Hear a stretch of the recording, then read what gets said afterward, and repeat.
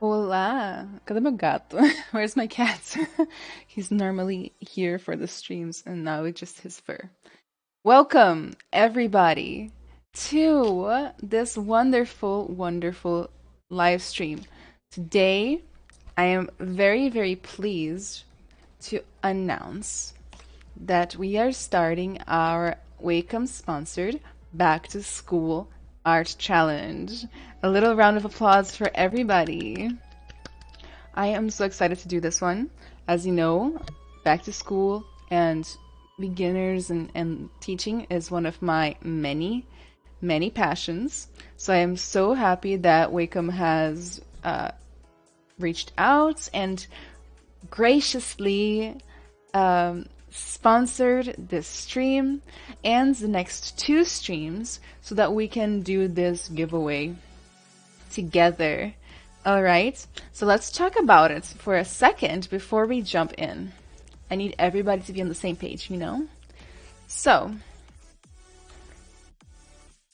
if you want to see more information about the giveaway, please join my Discord server or go to this page, annacarolinaarts.com / WacomChallenge is what we're doing, where all the details are. Okay, as we go through the process, there will be more details added to the page.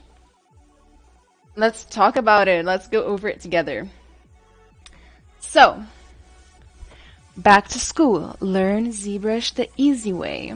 I like to imagine that at this point I've gotten some experience with teaching ZBrush, specifically in a way that's really good for beginners and really easy. So hopefully these streams will be really nice. And even if you're not a beginner, you might still learn something. Who knows, right? So, join me and our friend Wacom for the most fun and exciting way to learn ZBrush. I might be yelling a little because I'm excited. Sorry, guys. All right, before school starts. So, as you know, the school semester is beginning. In fact, for me, it begins tomorrow, but I know a lot of other schools have different begin times. So basically, what we're going to do is a lot of people are going to be using ZBrush in school this semester, and they want to get a head start. And also, if you're not in school, you can also, if you're a beginner, you can still participate in this giveaway, okay? Follow along with my lessons and win prizes, such as a brand new Wacom 1 and 2 Intuos, Wacom Intuos tablets. Make sure to join my Discord server to submit your work and win prizes. Not to mention that the server is just an awesome community of amazing 3D artists. And we can get to know each other. You can show off your work, get feedback, and just make even better work in the end due to all of this wonderful community around you. I know you guys are competing against each other, theoretically, but it's still a wonderful opportunity to get to know each other and network. And of course, there will be a lot of people in the server that they're not competing that will still want what's best for you. When and where? I will be streaming on Twitch and YouTube on my personal Twitch and YouTube channels. Both are called AnnaCarolina_Arts.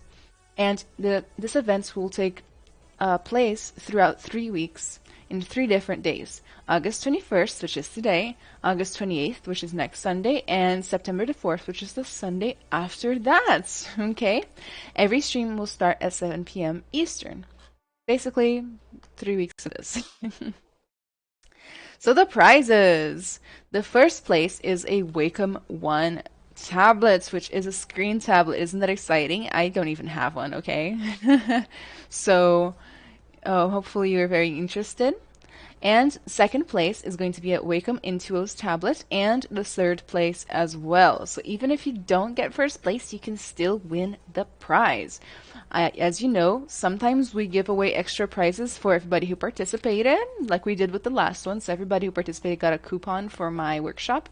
So, you know, even if you don't win, still learning, still getting something. So these are the wonderful prizes that our friends over at Wacom have sent us. If you are interested to find out more about each tablet, you can go on the site and you can go ahead and click on the link. Let me put the site up for you. Right there. Okay. So how do we participate? So First, you gotta follow along with me in my 3-stream event while working on your first sculpture in ZBrush. Okay, it doesn't have to be your first sculpture, it's just not like your 1,000,000th sculpture, right? And each stream will have a new lesson and steps to learn, and at the end of the event, you can submit your piece and participate in the giveaway for the prizes. This challenge is for beginners. Please, please pay attention to this part. This challenge is for beginners. So if you already work with 3D or consider yourself a professional, please take a step back. Don't participate in this one, okay? We hope to see you at the next event, which will be also with our friends over at Wacom, and it will be during Halloween. Okay, so we will be doing a Halloween giveaway for everybody, okay? You don't have to be a beginner to participate in that one. So please, if you are not a beginner, if you are already looking for a 3D job, or you already have one, or you do freelance, do not participate in this event. I will know. Okay? We need to give our beginners a chance, right? They deserve a chance, and therefore we will be giving it to them. You'll have until September 4th at 7 p.m. Eastern Time to submit one final render or screenshots of your work in the Art Challenge channel on our Discord server. So this time, all of our submissions will be in the Discord server. Can we use ZBrush Core for this? I don't have the full program. Absolutely. Okay, so you can use any version of ZBrush that you have. Okay, you have to follow along with the theme and follow along with the lessons of today. I'll be taking it relatively slow, which I know is not what a lot of you guys are used to here on my channel, where I just kind of speed through while we're doing. Let me see if we have any Q&As before we get started. Valkyrie says, how about a Cinema 4D artist that had just got ZBrush in Max on 1? Is that a beginner? Yes, that is a beginner. So if you are a 3D professional that has never done digital sculpting, I still count you as a beginner. Let's see if there's any other questions. No, just a bunch of people freaking out in chat because they're so excited. I am probably just as excited as all of you. I am very excited for this one. What channel in the Discord do you post work to? So you submit your work in the Art Challenge channel, but if you want to show off your work and get feedback on it before your final submission, just put it in the Whips and Critiques channel, the one that we always use. Do I count Anna? You're not quite a beginner. You probably smoke all the beginners, but it's a very fine line. Like, it's so subjective, there's no way for me to control any of this. If I improved myself in sculpting during the 2 last months, am I still beginner? Yeah. I mean, yeah. Is the challenge region locked, or can anyone participate regardless of where you live? Anyone can participate regardless of where you live. I made sure to check. All right, so anybody can participate, so don't feel shy.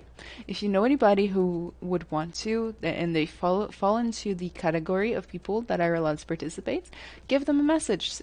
Bring them over to the channel. Do I have to follow the stream live, or can I watch the recorded version? You can watch the recorded session. Yes, you can. There's no problem with that at all. Any last questions before we move into the demo portion? And I announce what the sculpt is going to be?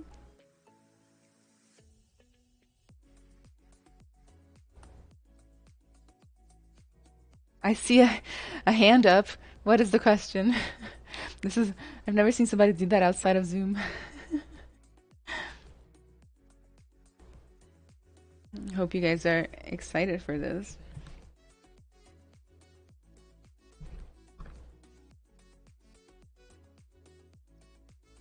It feels like class. Basically, it is. That's a wave. I am going over the challenge rules. Are you considering beginner if you draw freelance, but you just month started in ZBrush? Yes. I consider that a beginner. I guess I should clarify a little bit. So, if you've never done 3D sculpture or character art professionally or semi-professionally, or as freelance, or you're already applying for jobs, then you are welcome to participate this time. If you are one of those people, then don't participate this time. Let our fellow beginners have a chance, because I know you will smoke them. And then instead, come back in October, where we will have a giveaway that is open to everybody. This is gonna be crazy. Wow, I know.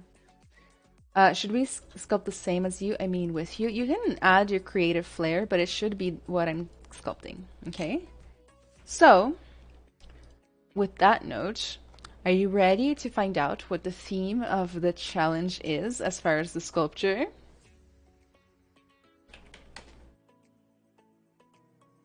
Little drum roll. I don't know how to do drum roll on my stream. Drum roll.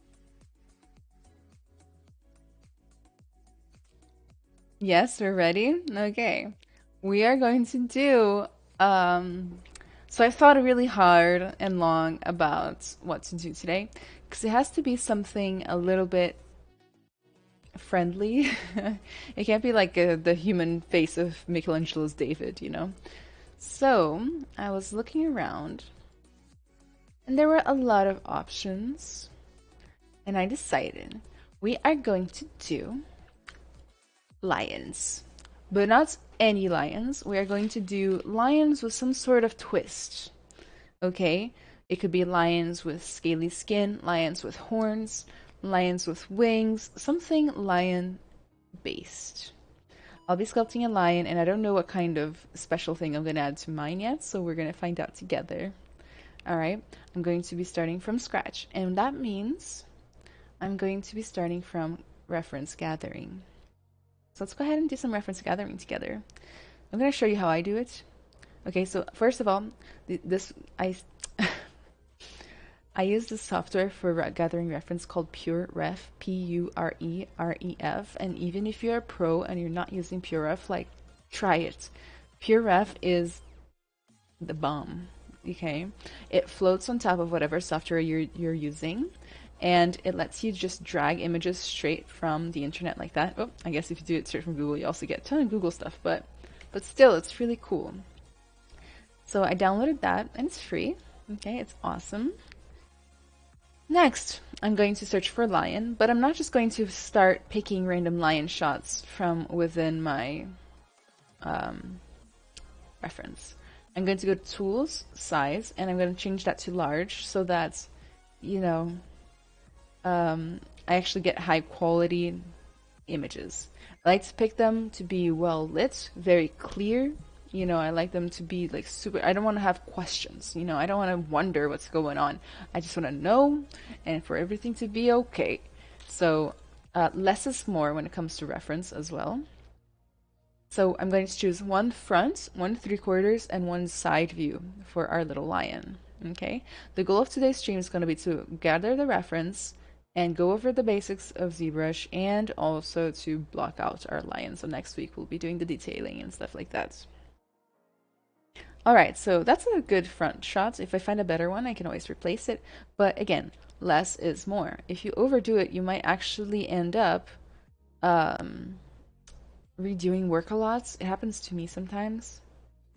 Actually, I like that face right there. Make sure that they are similar looking lions, okay? You want to pick whatever type of lion you're going to do. Lioness, teenage lion, baby, whatever. You can take some liberties, okay? You don't have to copy my sculpt exactly, but make sure that the reference is consistent. So always a teenager from every angle, always a female from every angle, okay? So I'm going to search for lion side view. Sometimes when you search again, you have to set the size to be large again.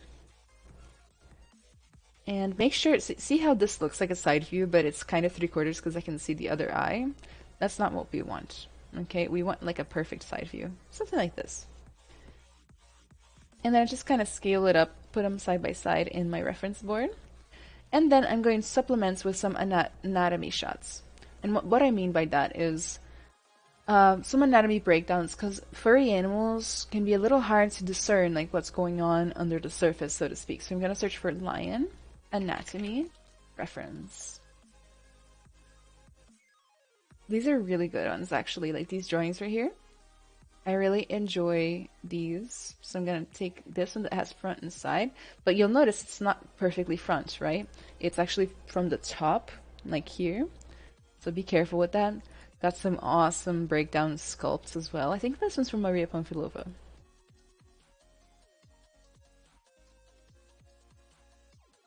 Yeah, there she is, superstar. The 3/4 is here. It's pretty good. All right. And I don't want to spend too long on this, but if you're doing the whole body, you can find these. These are absolutely wonderful.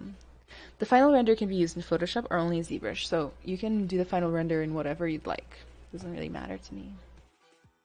Kiref is outstanding.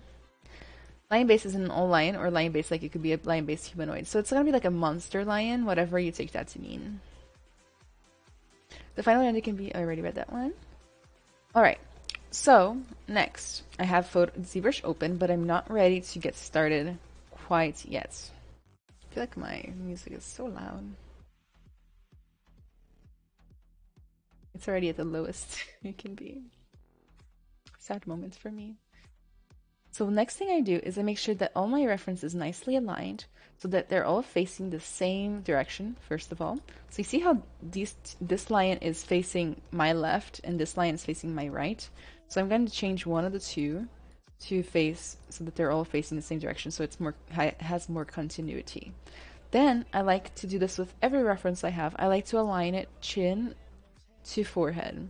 Or in this case, I'm going to do chin to eye, I think. This lion's face is slightly pointing upwards, so if I click right on the outside and rotate, you can just rotate it a little bit. Anything I can do to save myself some cognitive energy being used, for example, trying to figure out what's what on the reference, is something I'm going to do, okay? Art is hard enough without having to move my reference board around everywhere and things like that, okay? Another thing I like to do is I like to take off the extra background. So I press down C and drag like that, so that the background is more minimal. Like that.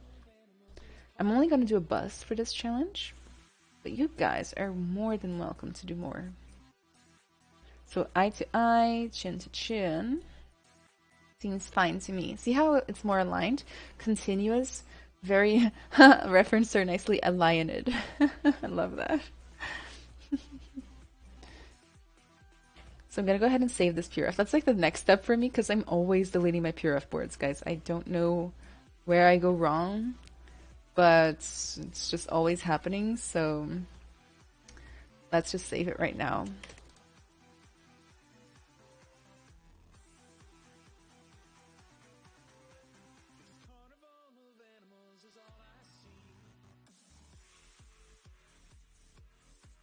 Okay, now it's saved. It's saving, I guess. And I might as well take a second to talk about why I chose the lion. So, not only is the lion an animal that allows for a lot of creativity in the case of like wanting to be creative with making it more monstery, but also it's a lion that to me represents, and to a lot of people, right? Ask anybody with a lion tattoo.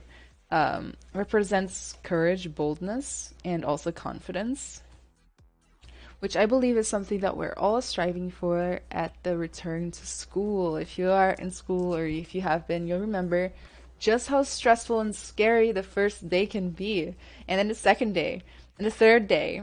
Or maybe it's just me, I just have a lot of anxiety. All right.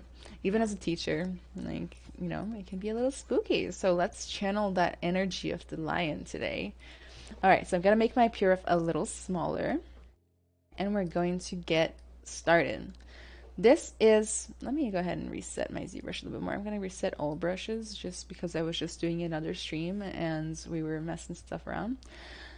This is basically what ZBrush will look like when you open it right out of the box, you know. If you're here, you probably already know the ultra basics, which is like the UI and whatnot, but we'll still talk about it.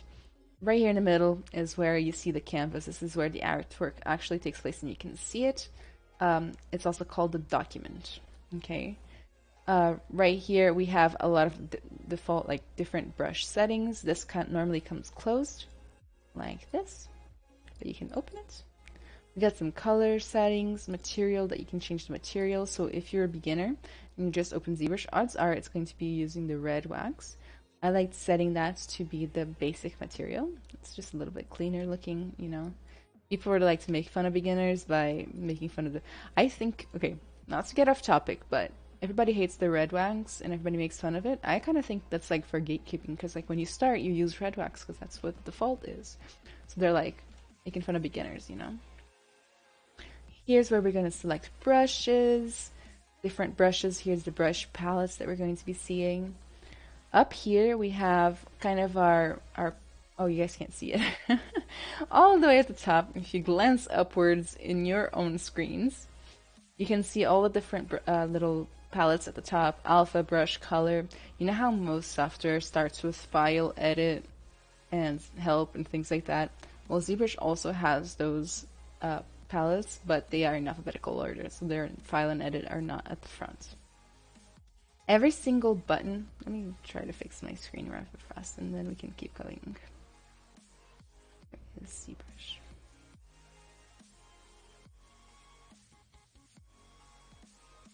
Perfection.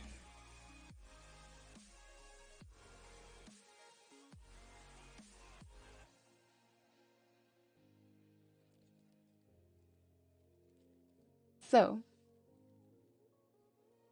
every single button in ZBrush is within these palettes right here. Everything else that we see is actually just UI settings to make it a little easier to reach those buttons. On the right here, we have the tool palettes, which lets us control what happens to our tool. The tool in ZBrush is just another way to say 3D model. So it's basically going to be load up a 3D model, save a 3D model. Subtools are just different objects within that 3D model, so it's separate, like sub 3D models, basically. And this is the way I like to save as. I'm really giving you guys the abridged version of this. I have a ton of tutorials that go through nicely go through the basics. I don't think that's necessary today, right? Acho que outra pode ser estilizada, pode responder em inglês. Now they're asking if the sculpture can be stylized. Yes, it can. Okay. All right. So right before we begin, I'm going to go turn the fan on because it is so hot in here all of a sudden. I think I just expended too much energy getting excited for this and heated up the whole room. I'm going to turn the fan on and then we'll actually get started with the sculpting itself, and I'll walk you all step by step of what I would do. Give me 1 second. And also I'll let the cat in because, you know, the stream is just not the same without him.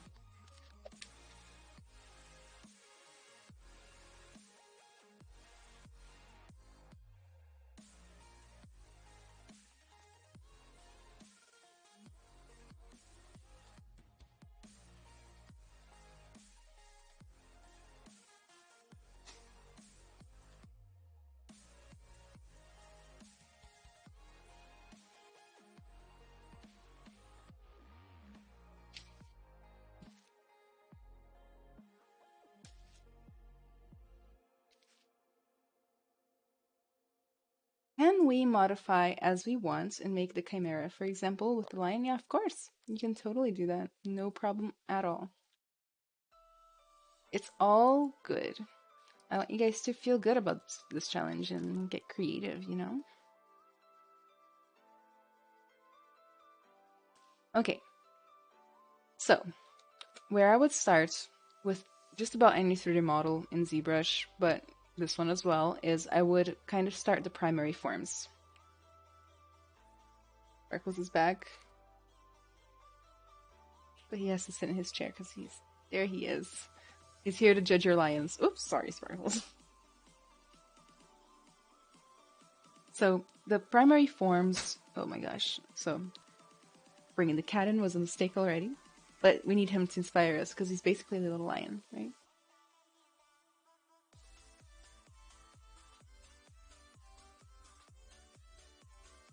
All right, so what we start with is the primary forms, the big shapes that kind of create the overall body of the creature. I'm going to look at silhouettes, which is the outer outline of the creature. and also just trying to squeeze my eyes and recognize what are the building blocks, the foundation of what creates this lion's head. I'm going to start by the head. I'm only going to do a bust, but again, you guys are more than welcome to do more. Do you really want to win? So I'm going to start with the move brush, and I'm just going to pull out the snout. Make sure that you're looking at it first from the front view. Sometimes well, almost every time I end up sculpting from the back, and then I have to rotate my model. So I just grab the little head guy right here at the top right, and I just make sure that it's at the front. And then I'm just going to lengthen the head, kind of match that shape of the lions. Right off the bat, from the front image, I can tell that it's a diamond shape. Squint your eyes, look at the lion's face. It's kind of a diamond, right? That's very interesting. Part of being a good sculptor or a good artist in general is being able to draw what you see, not what you think you see. So you might not realize that the lion's head is a diamond like that, but it totally is.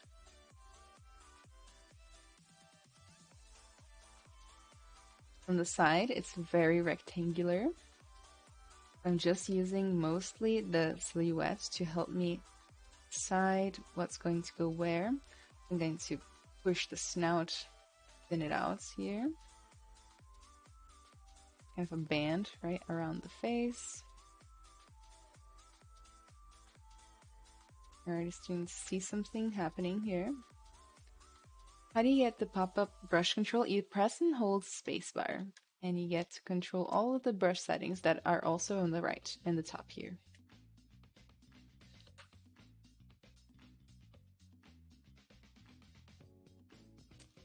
Sculpt Kid says, so if I do 3D character art for a year pro bono because I'm learning and have never been paid for a 3D model except $20, but I've done 2D character art for a long time, do I still count as a 3D beginner? I'd have to learn ZBrush for this challenge. Yeah, I think so. Like, it's a really tough line to draw. You know, I just want beginners to have a chance. And I will be taking into consideration that's when I'm judging, of course. Like, if I have suspicions that somebody's not a real beginner, like, I'll say something.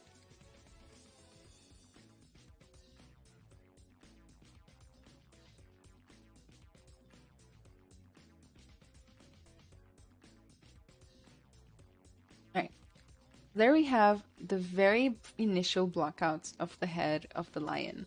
Kind of a rectangle from the side, but a diamond from the front. This is literally how I take it upon myself to sculpt most things, is that like I just try to see the very simple shapes that create the piece and go from there. We always want to simplify, okay?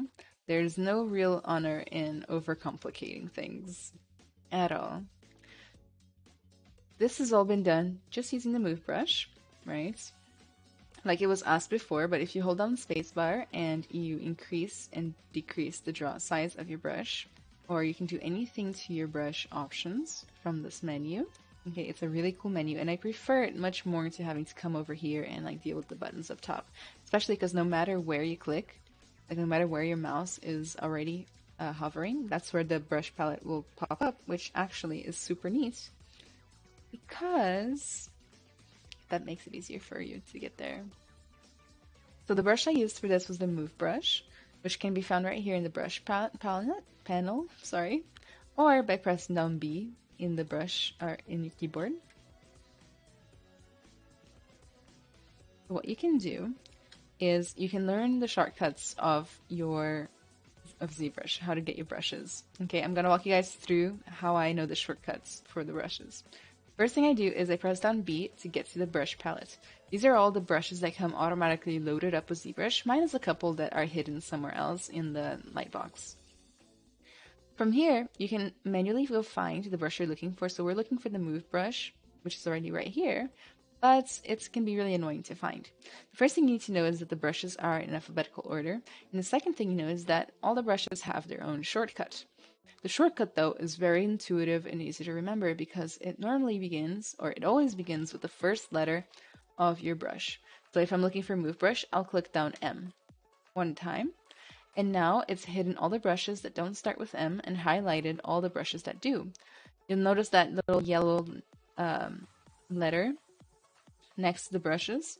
That is the letter that you need to click in order to complete the shortcut. So the move brush is V. So if I click down BMV, I get the move brush easily. Weirdly, the Wacom Challenge thing isn't working on Twitch, maybe? Yeah, I'll try. My bots are just out of whack. eu não vou poder falar tudo em português, desculpa, Teu. Eu queria muito, mas eu não vou conseguir fazer nenhum progresso se eu tiver que falar inglês nem inglês. Mas no futuro eu quero fazer coisas em português, tá? Okay, so that is the kind of the general idea of how to get the brush shortcuts working. Next, I'm going to use a combination of the move brush, the clay buildup, and the Damien standard. My ball looks like a red mesh. Yeah, I showed that earlier. So basically you go to the material button right here, you click that, and you can select any material. So the red one is by default. Click that, go to basic material, which is the one I like, and you should have this going on. Okay. Personally, I just think that the gray is a little easier to work with. Okay. So when I'm blocking out, I use a combination of 3 meshes. The first one is the move brush, which lets you kind of grab and yank the mesh around like this, within the radius of the brush, of course. The next one is the clay buildup brush, so I'm going to get it by hitting B, C for clay, and B completes the shortcut for clay buildup, and it basically just lets you build up as much clay as you want. If you keep pressing down, it will just let you go forever, but it's really nice for building up some volume, which is like kind of the most important part of sculpting. And the Damien standard, so BDS for Damien standard. And this one's like a little knife that lets you cut in little, I guess, lines. I'll be going over kind of like how to set up your brushes and different brush operations and everything like that.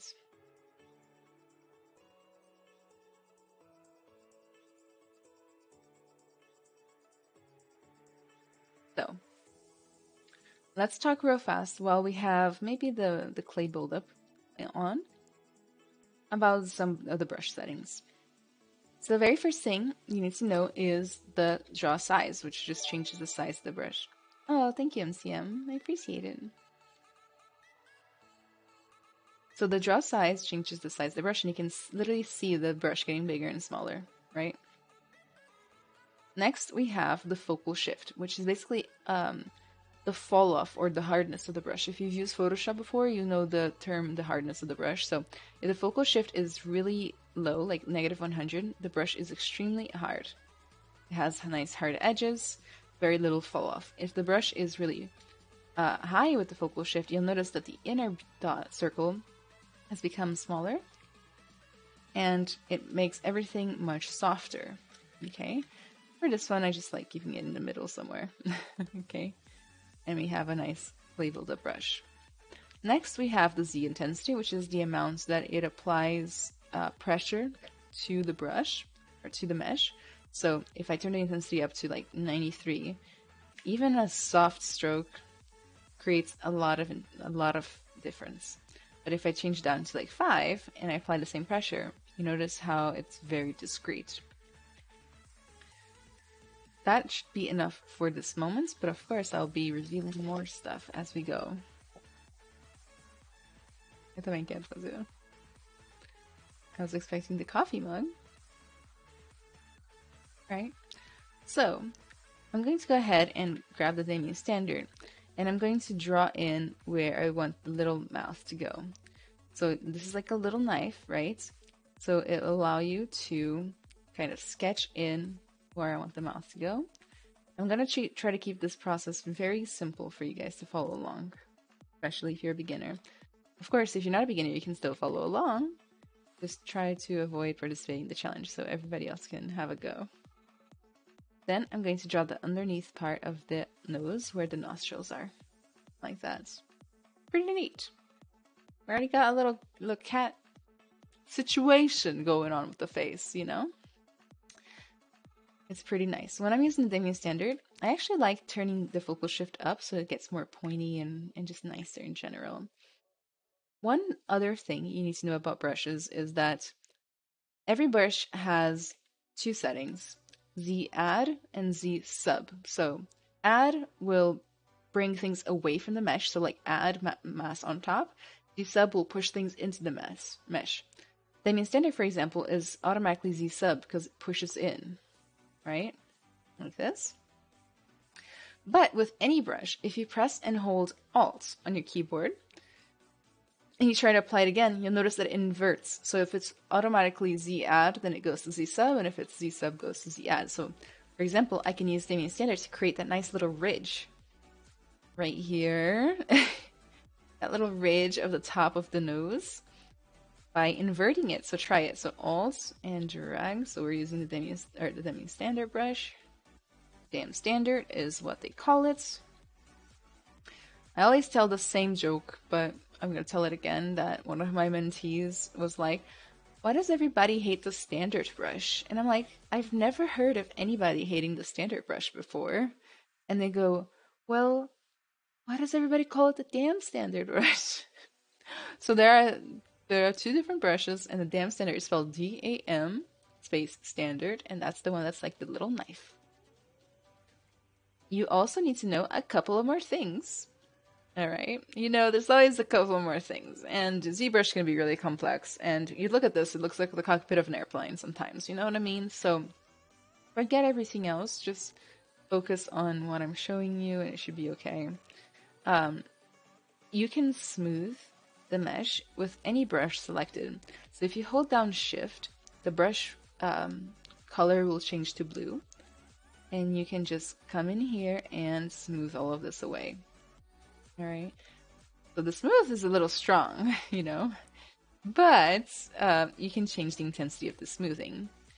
Alright, so if you hold down space to get to the brush options, all of these are going to change your default brush, but if you hold down Shift at the same time, you'll notice how it changes a little bit. We're going to be able to change the smoothing settings. So if I change the Z intensity lower, and I try smoothing again, you'll notice that it's not quite as strong. You don't want to accidentally smooth away all the work you did, you know? So I'm also going to come in here and I'm going to grab my Demi Standard again. I think I was already selected it. And I'm just going to sketch in where I want the little eyes to go. So just little holes. I know it looks crazy and funky right now. You gotta just trust the process on this one, right? Little hole of around the right size. Maybe even smooth it a little bit. Alright. So let's go and continue refining. These things that I put down are what I like to call landmarks. I like having landmarks present really early in the process, more so than a lot of other people that you're going to learn from. But it's worth it. So these are my landmarks, and I can use them as kind of like points of reference as I sculpt. So let's continue to make the shape more liony. We're going to use the move brush again, and we're just going to focus on the silhouette. One thing you don't want to do when you are sculpting is you don't want to get stuck for too long in one view, in one point of view, like side view, for too long and just do a ton of stuff right here and get it perfect and not check the other sides.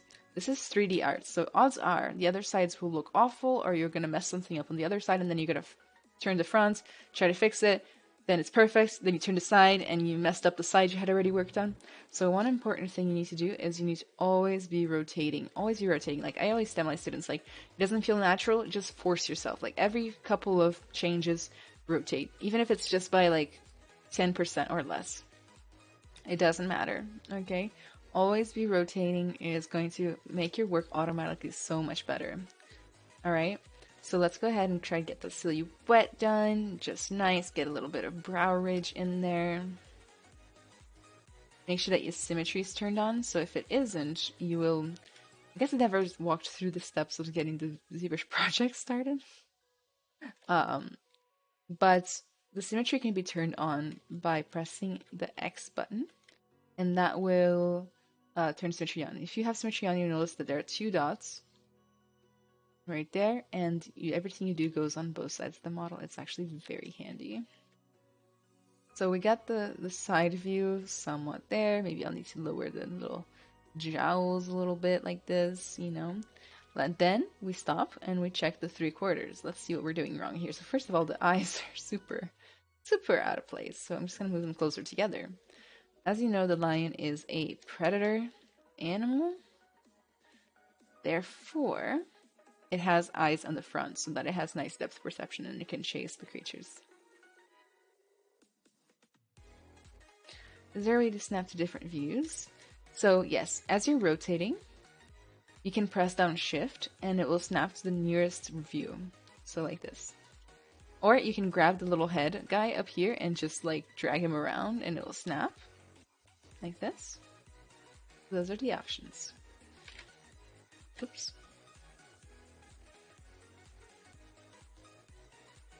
I'm going to lower the little nose a little bit.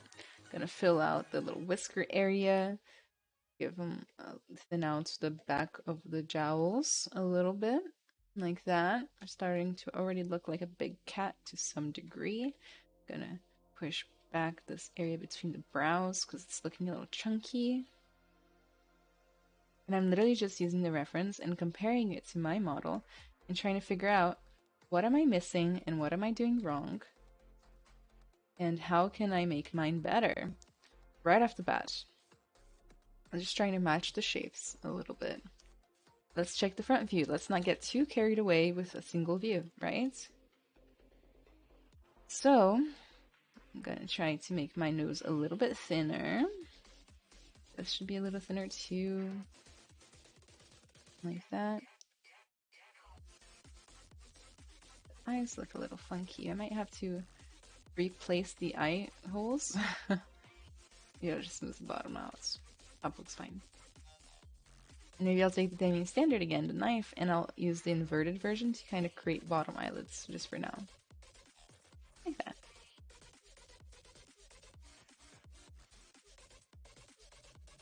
If you guys have any questions throughout any of this process, please let me know.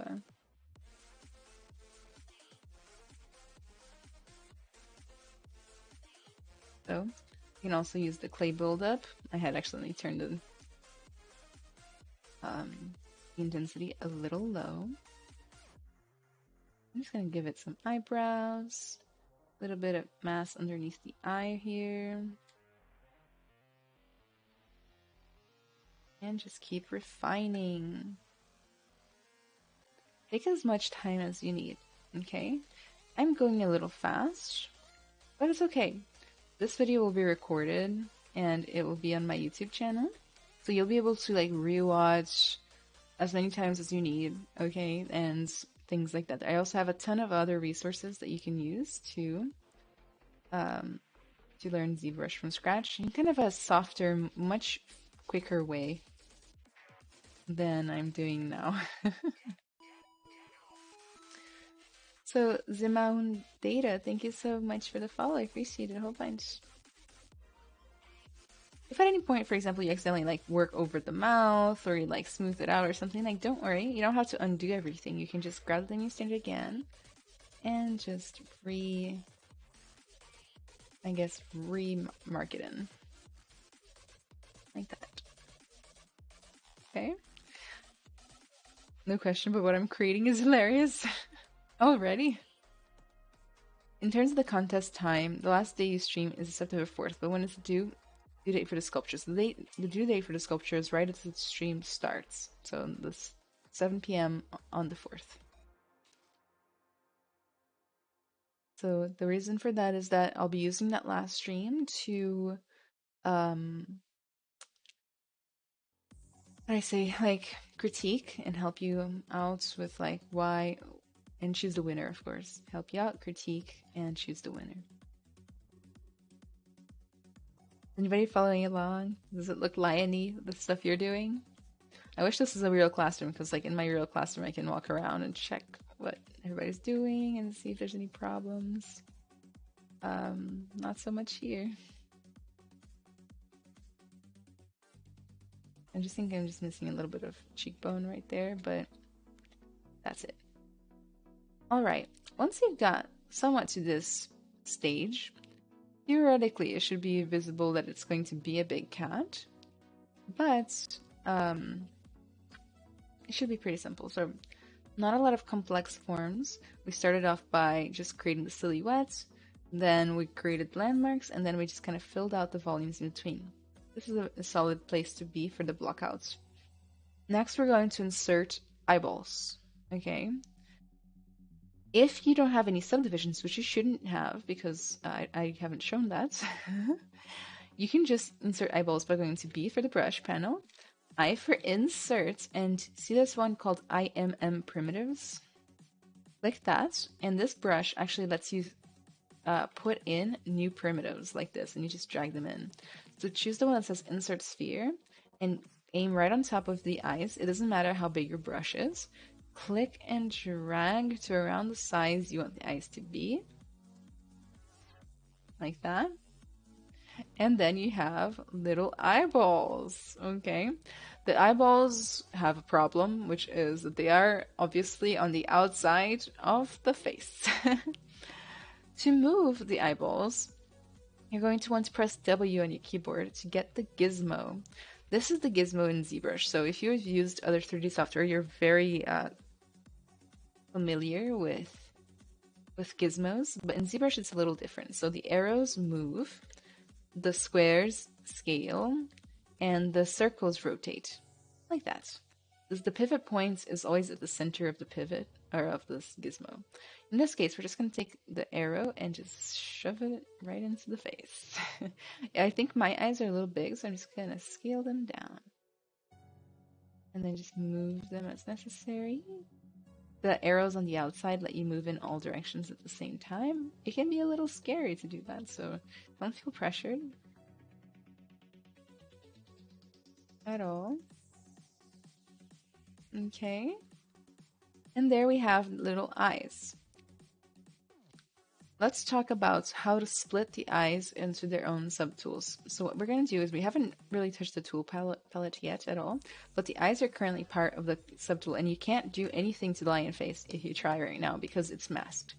You can tell it's masked because it's dark. I'm going to be telling you guys about masking as the next thing. So I'm going to go to Subtool, Split, and Split Unmasked Points, and now I have two subtools, or 3D models that are grouped together under the umbrella of tool. Okay, so you have the face and the eyes.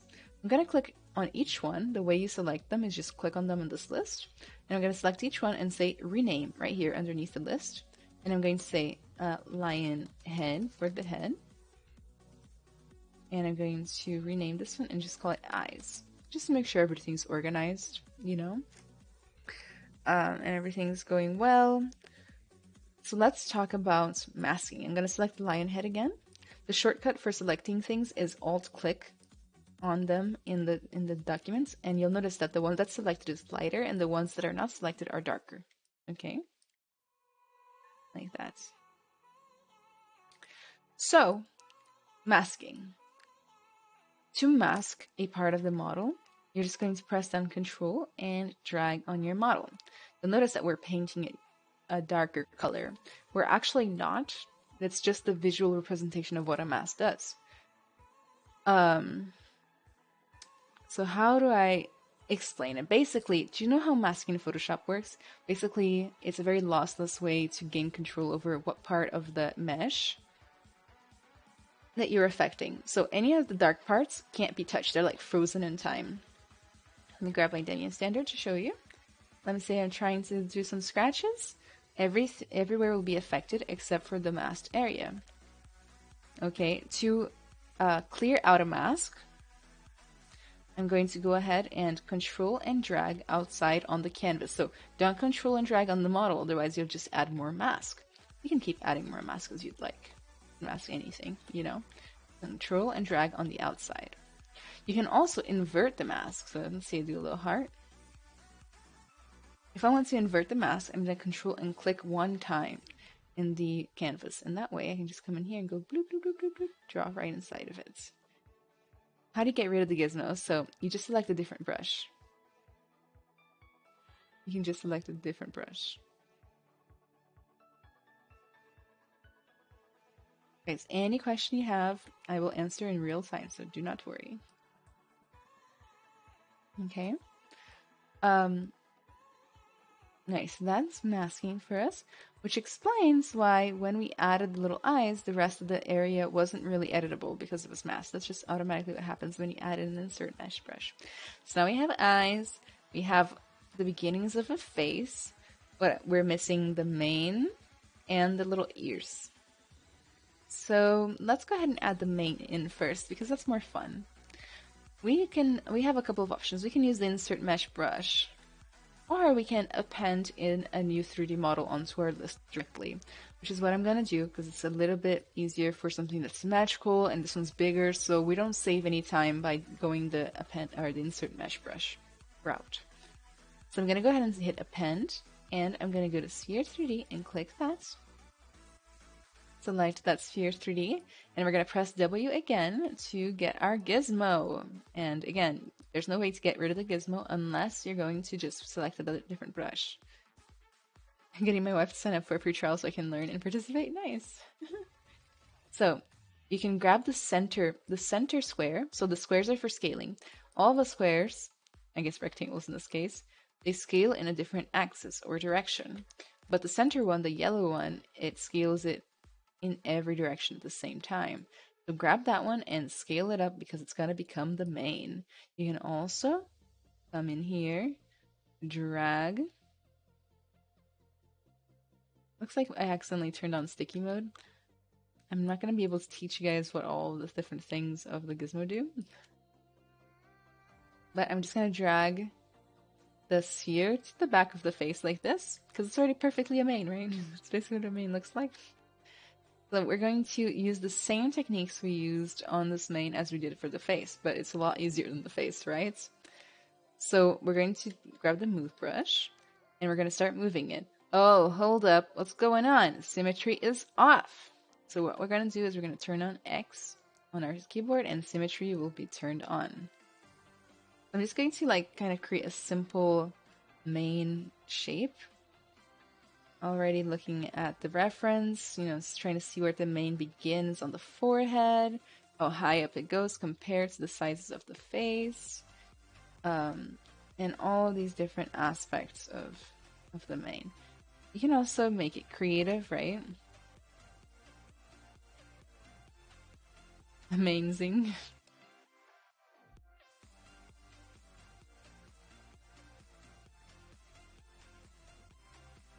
Like this. You notice that so far we haven't used that many brushes. We've used Move, Damien Standard, Clay Buildup, and the Insert Mesh for the eyes. Right, so it's not a lot of brush work done. So it really comes you can get a lot done in ZBrush really with just the bare minimum. Okay, don't let anybody fool you into thinking that you need to know everything before you can be a good sculptor. I'm gonna use a mixture of the clay buildup and the Damien Standard to just kind of zhuzh it up.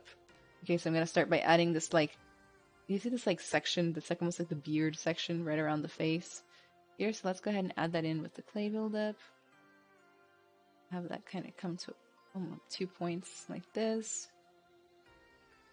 We're gonna keep it simple, right? We could do a crazy mane, we could do some crazy stuff, but it's not worth it for a beginner to probably do that. So I want you to more get used to navigating the software and navigating the software and things like that. So then I'm also going to add a little bit of mask around here, and I might even already start thinking about the flow of the hair. So I'm going to keep my brush strokes kind of directional like this.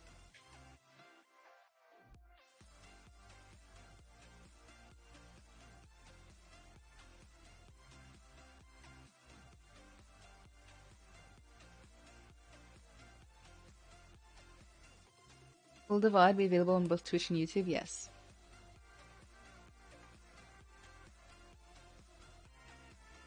It will be. And then just keep working it as necessary.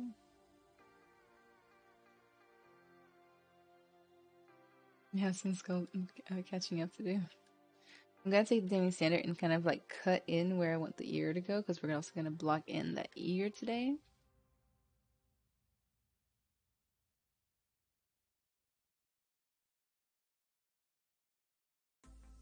The symmetry makes the mane look a little funky, but it's okay, it's just a block out.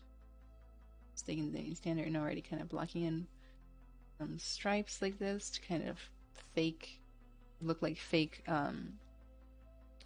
lion hair. Like that.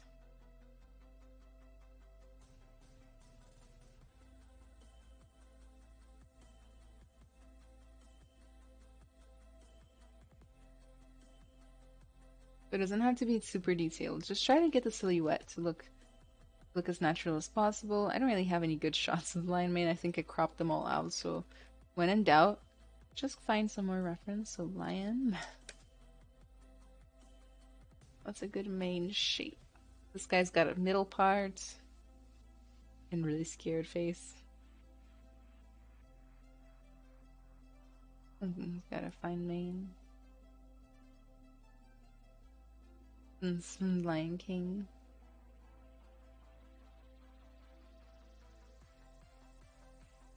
Yeah, I think I'm just overthinking the shape of the mane.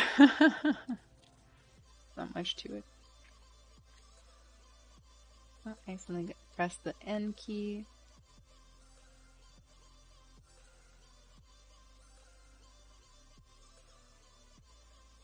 I'm just use the move brush to kind of, yet again, just kind of get the silhouette looking a little bit better. I think I'm going to try to get like more of that diamond shape around the face. Think Madagascar, right here.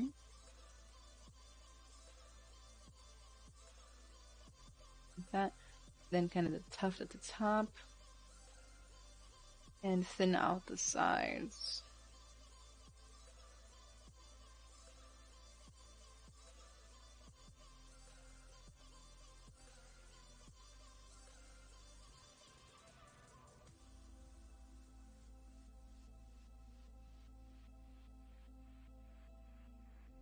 Like that. So if you look up here, actually you can't see that either. So give me a sec.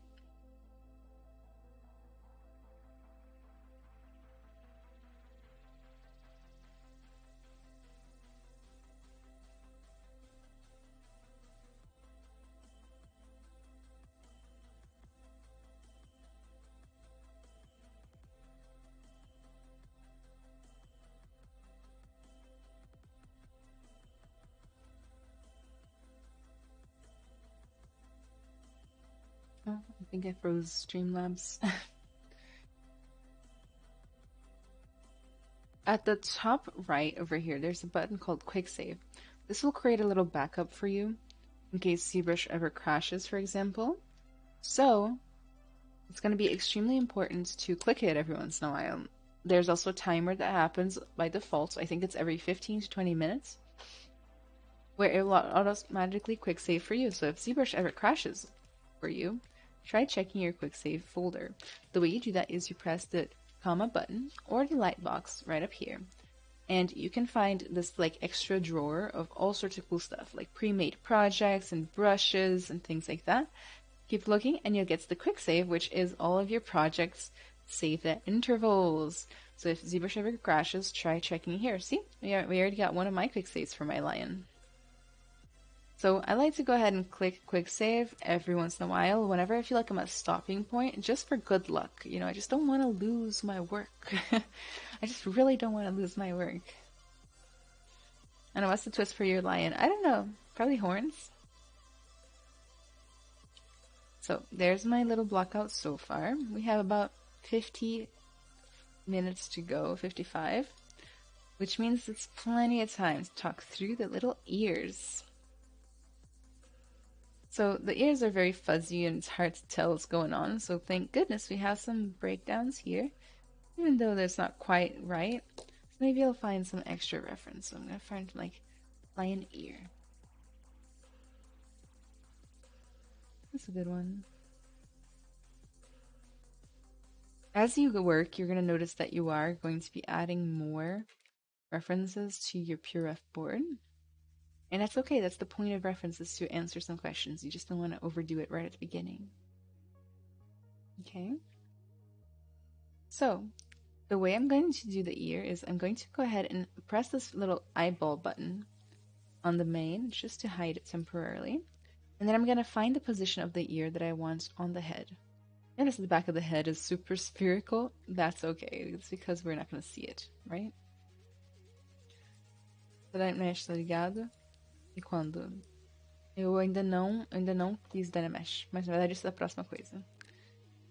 Okay, so we're going to find where we want the ear to go, and then I'm going to mask out the area. Like that. Pretty big ear. I'm not just going to mask it out though, I'm also going to mask out the negative space. So I'm going to invert my mask and continue painting it. So that I create this like moon shape, which will make the sculpting of the ear so much easier, because as I pull it out, it's already going to have like that conch shell look. It's going to make my life a lot better. Then, once my moon shape is ready, okay, ready to rock, like that, I'm going to press W to get my gizmo, and I'm going to move my gizmo in the direction that I want my ears to go. It's okay if the gizmo isn't already touching the ear area. Like if that annoys you, you can just press Alt and touch the area, or Alt and click the area, and that way it'll snap. It doesn't really matter. So I'm just going to kind of drag it up and kind of yank it out like this. Gonna unmask by control dragging outside. Grab my move brush and maybe give it a little smooth because it looks a little rectangular, right? So just smooth it a little bit, maybe like make it more round in the ears. Okay, that's already a pretty good start to the ear. However, as you try to come in here and like sculpt the details and stuff like that, sculpt more folds, you notice that it's like really messy and the polygons are starting to get really long. In fact, as you try to lengthen anything like this, you'll notice that the polygons start getting really stretched. Do you see that?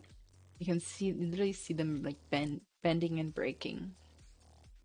This is when we need to turn on some sort of tool that will help normalize the polygons in this area. If you're super new, you might not even know what polygons are.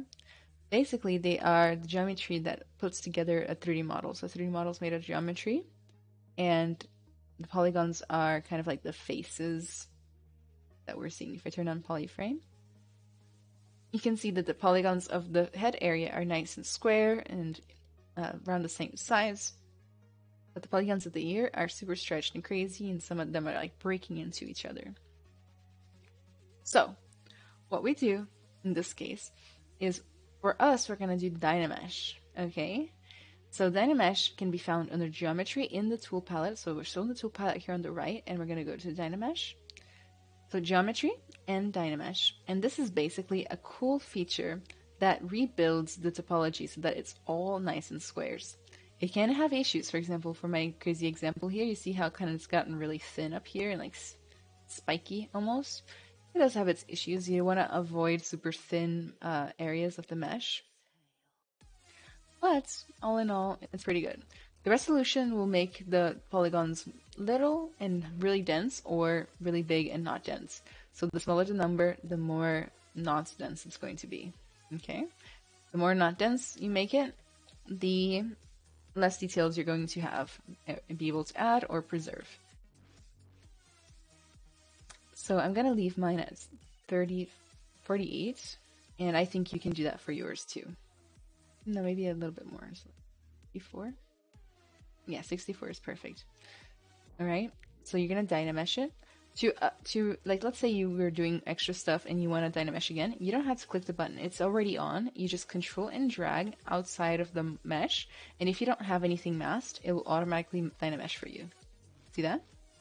Let's go ahead and undo all this crazy stuff we just did to the ear, go back to the normal position, and then Dynamesh it. Like that.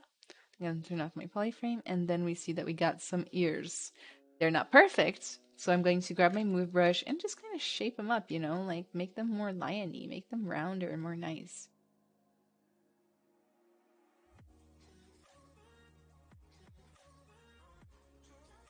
Mine turned out like relatively good on the first try, but it might take you a couple of tries to get that like moon shape just right. Also going to expand them to the back, like the base needs to be thicker towards the back like this. You can always give it a little smooth, right? And also I like creating the hole, like the actual like ear hole already in here. Maybe I'll use the clay buildup.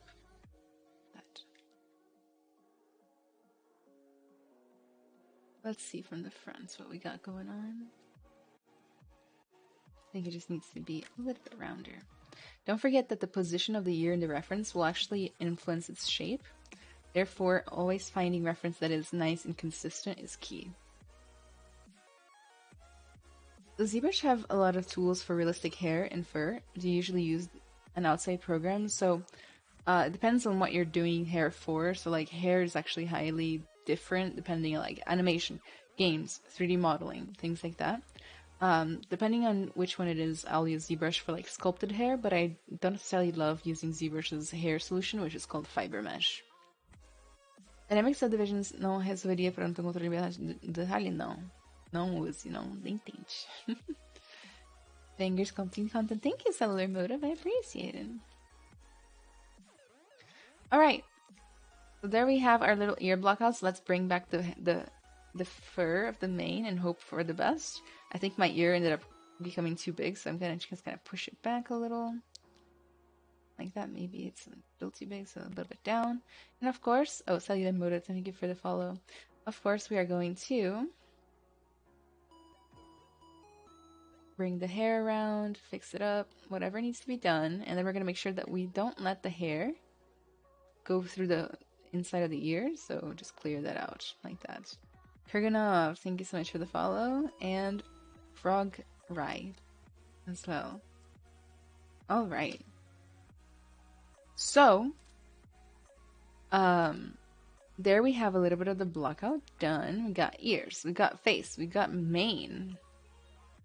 Next we can do a little bit more refinement, and we can do the fun, like quirky, like monster parts as well. I drink some water because I'm dying inside.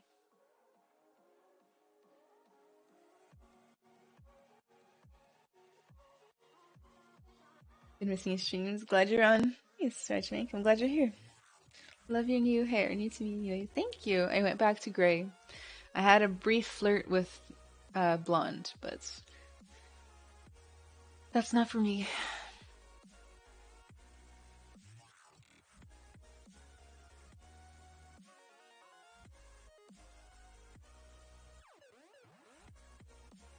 Anyway, so let's take a little moment, since we're kind of at a stopping point to a degree, to remind you that we are doing a wonderful challenge with prizes from our sponsor, Wacom. Here are the Wacom informations, how you join the challenge. For some reason, it's my bots are not working super well though. Right there. So that's the link right there in case you want to try out the challenge, read more about the rules and how to participate, deadline and things like that. Also, make super sure to join my Discord. It's a wonderful community of 3D artists, and you're gonna want to stick around even after the challenge is done.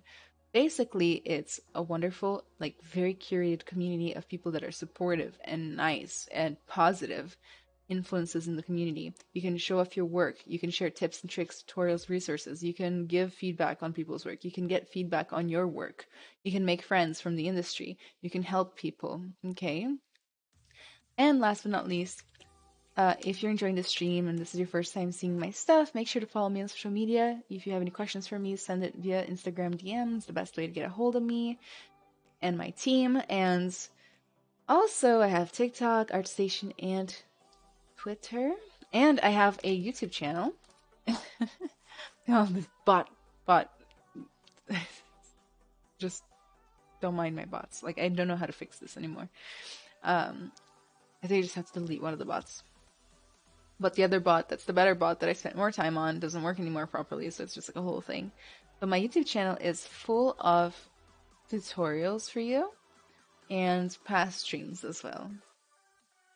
My lion looks like a sheep.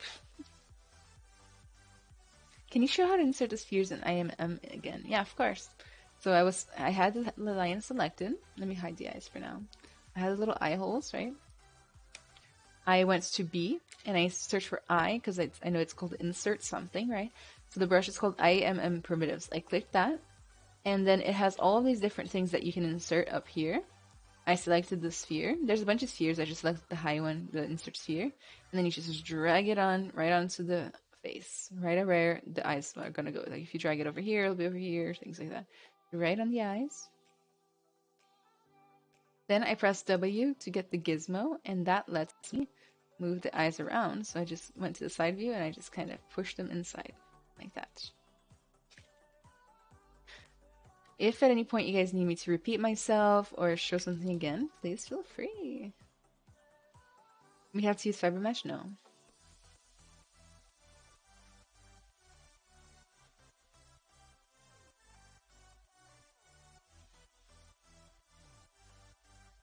We do not have to use fiber mesh at all. In fact, I don't love it. Are we using subdivision? How many or not at all? Right now we are using Dynamesh and we are set to 64 resolution. 64 resolution is what we're doing.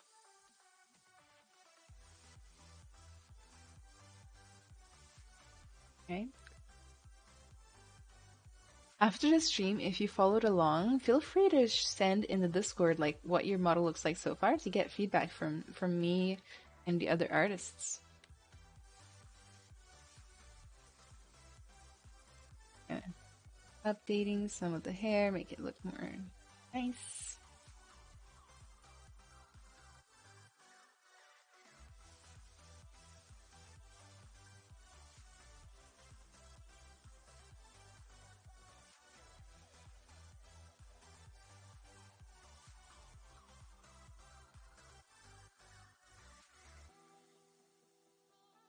I'm gonna just kind of redraw in some of the lines of the mouth though, because sometimes Dynamesh can get rid of your details if you're doing it at a lower subdivision like we are.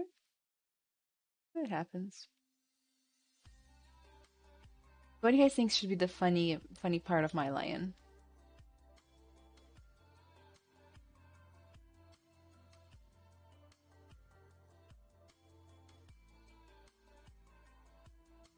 Not funny, but like fun, you know?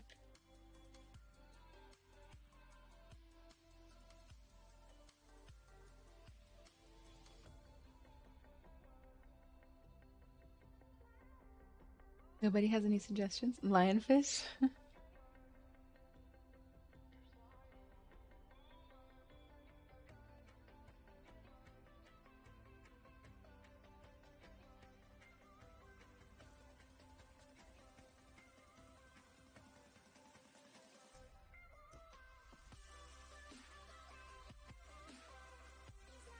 I think I might just keep it simple and add some like spikes and horns and things like that you guys can easily replicate.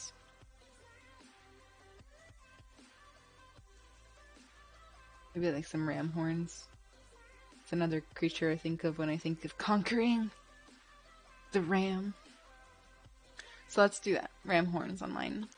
Next, I'm going to show you how to use Z-spheres. Okay, it's another very basic blocking out method that is important to know.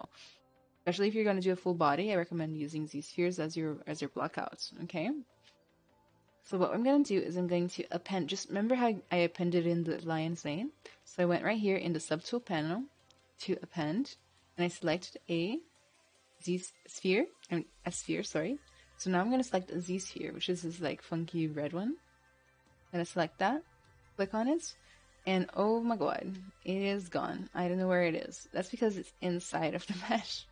I'm gonna press W to move it and try to, I guess, maybe I can just click the eyeballs of everything else and then move it out. Like that. And then we can get started with the Z-sphere.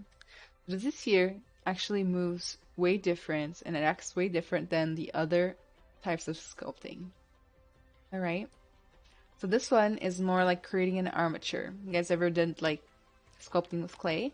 The armature is kind of like what creates the shape and holds the clay together underneath like a skeleton. So that's kind of how we are with this one. So what we're going to do is we're going to learn how we do the Z-spheres. So obviously, like I just showed, W moves it, and you can just grab it and move it. So there's no real gizmo with this one, you just kind of move it around. E scales the Z-sphere. And R does rotate it, but there's real no reason you should rotate the Z-spheres, don't rotate it. Okay, so just move and scale. Next, what you need to know is that if you press down Q, you go into draw mode, which allows you to add more Z-spheres to the chain. It's basically like a chain or a hierarchy of little spheres, and then you can move each one at a time, like that. So I can add more, Q, and then W to move it. Woo. They do like moving together. So for example, if I grab, you see like these like faint lines, if you grab those, it lets you move everything together. But I personally don't like doing that. I like making my brush really tiny so that I don't accidentally grab those lines and I just grab the spheres themselves. Like that. Personally, I just think I have more control like that. So we talked that adding a Z-sphere, you can add a Z-sphere between any two from the chain, or you can add a Z-sphere to any one of the chain, like this. You can move it around, create a little antler situation. Alright, to get rid of a Z-sphere, you just press Q to go into the draw mode, which is what we use to add, and then you press down Alt and you click on existing Z-spheres. Keep in mind that you cannot, under any circumstances, it won't let you delete the Z-sphere that is the original Z-sphere. So whichever Z-sphere is the first one, it won't let you delete that one, okay?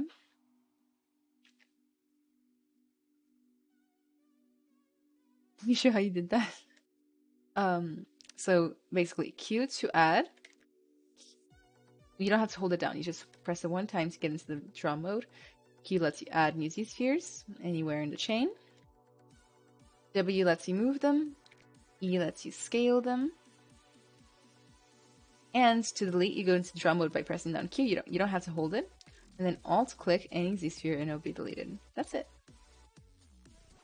Okay. So what I'm going to do is I'm going to look at it from the side. I'm going to scale down my original Z-sphere and I'm going to like plop it exactly where I think the beginning of a ram horn should be. Wherever you think that is. It can be inside the hair, like I can just move the hair, right?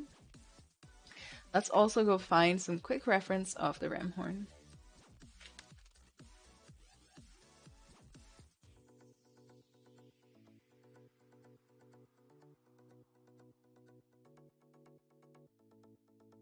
I think this is the one I always use. Like I feel like I'm very familiar with this picture.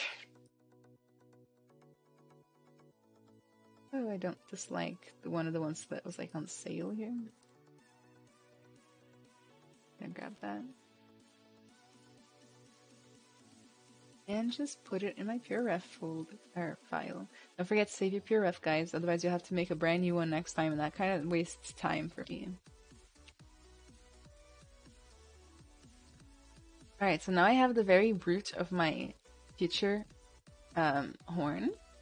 Then I'm going to press Q to go into draw mode, and I'm going to add kind of where I think the horn needs to end. Like I'm just going to add an extra sphere for the chain. W to move, and then I'm going to just move it out here. The way I do these spheres, I always start with the first one, the last one, and then I kind of do the breakup in between. Although in this case, it might be a little confusing if I do that. But I'll still try it. Then I'll press Q again to go back into draw mode, and I'm going to add like maybe 2, 3 in between Z spheres. And then I'm going to start curling the horn. Maybe I'll look from the side, grab that, one at a time, and try curling that horn. It might take a few tries. And it doesn't have to be perfectly round yet, okay? That's the thing. The less Z-spheres you use for an armature at first, not forever, but just at first, the better, okay? The reason being is that it's a lot easier to move like 4 Z-spheres around until it's just right than to move like a ton, like 35 tiny ones. Okay. I'm just gonna kind of bring the horn, but mine kind of comes out like this, but the ram horn kind of curls back in, so no problem. Let's adjust.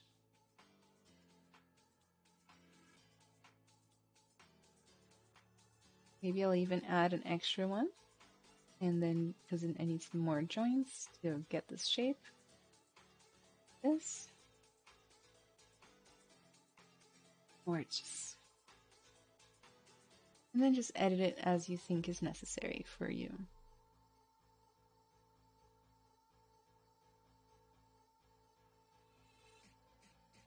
Like that. How do I save the project? I'm afraid my PC will explode. So if you're ever afraid you're going to lose your project, just quick save real fast. But also the way I like to save is I like to save the tool, which is a lighter save, but it doesn't have any of like the history or anything like that. So I'm going to hit save as on the tool, and that's it. It'll open up the window here, so I'll just put it in the right folder. And I'm going to call mine Lion 01. I like to save a lot, so like 01, 02, 03, 04, things like that.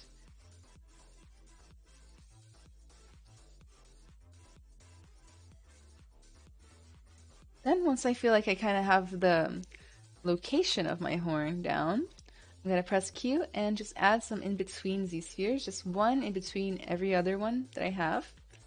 And I'm just going to move it.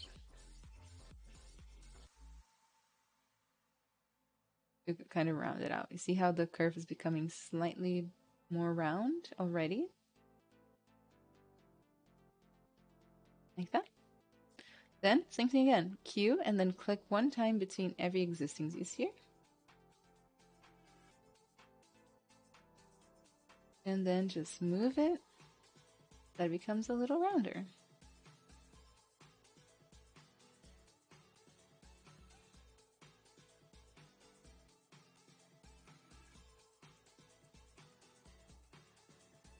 I like to try to make them like even distances because I think that makes a better curve. And then check it from the side too, because sometimes you can get a perfect curve from the front, but then like a crazy wobble from the side.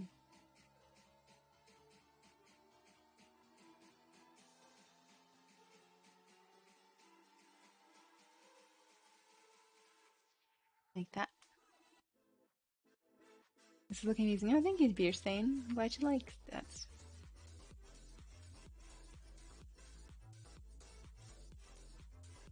Any questions at all? Feel free to send them my way, okay? Oh, I'm glad you guys like it so far.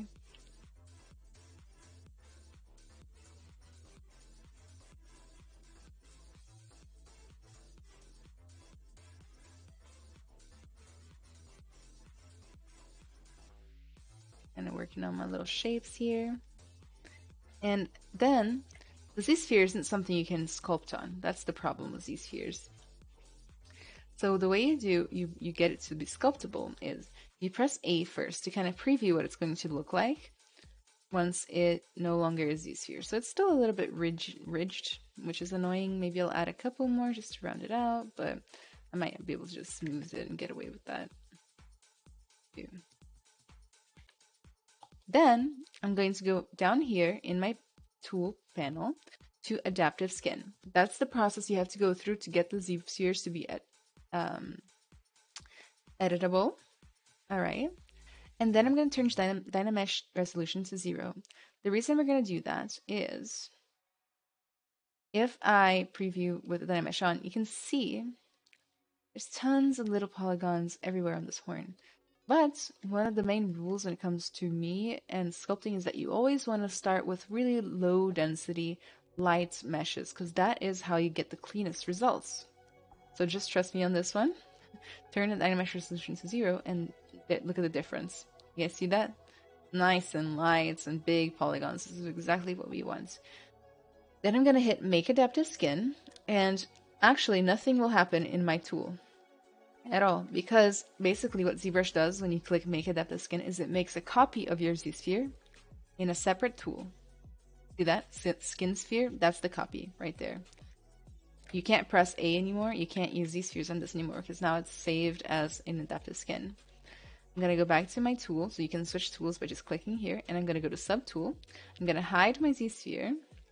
I'm going to hit Append, because remember, we add in 3 models to our mesh, to our tool by going to Append. And then look at that.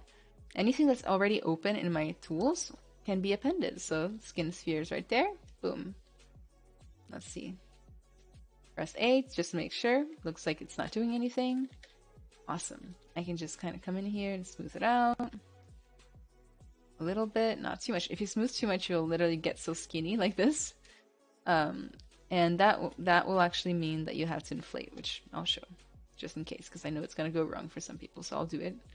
I'll smooth it too much like this. And it's too skinny. There's a brush called inflate. So B, I for inflate right there. N is the next letter. And you can use it to kind of inflate it like a balloon. It inflates it in all directions. Running out of breath, guys. Good practice for tomorrow. I need to sign up for your classes. Oh, thank you, Robert.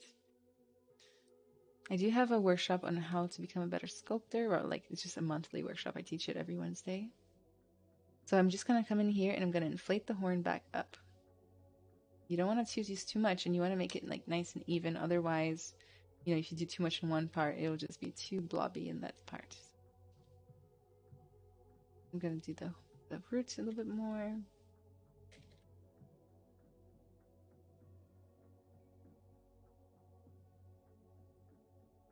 Maybe I'll even like move the whole thing so it's a little closer to the face.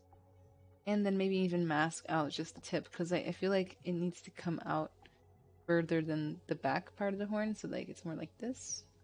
Yeah, I'll just move it like that. A little bit more inflates.